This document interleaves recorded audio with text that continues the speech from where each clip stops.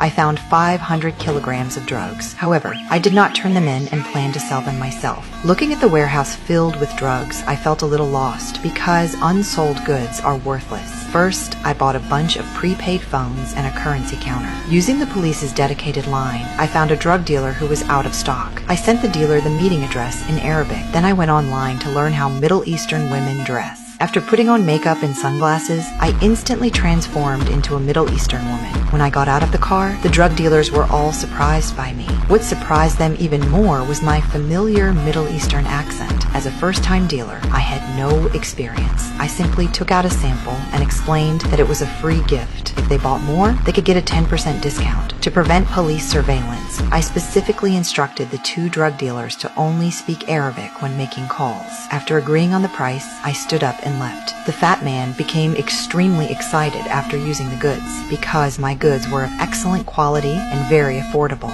Hearing that the drug dealers were extremely satisfied with the goods, I dragged a bag of drugs to the second transaction. I calmly hailed a taxi. After communicating with the driver, we headed to the transaction location. I knew the most dangerous place was the safest, so I chose the prison entrance as the transaction location. After the transaction was successful, my use of a money counting machine left the drug dealers speechless because they had never seen such a professional drug lord. Finally, it was the drug dealer's turn to inspect the goods, but they discovered an extra portion of drugs in the bag. When questioned, I calmly stated that the extra amount was a gift. Just then, a police car drove by. One of the drug dealers quickly zipped up the bag. Only I remained calm, greeting the police. My composed demeanor once again impressed the drug dealers. From then on, my quality of life improved dramatically as more transactions took place. The police began to notice that a new type of drug was flooding Paris. According to intelligence, they learned that all these drugs came from a Middle Eastern woman. Facing my colleagues who were seriously investigating the case, I remained very calm because they didn't know that I was the drug lord himself.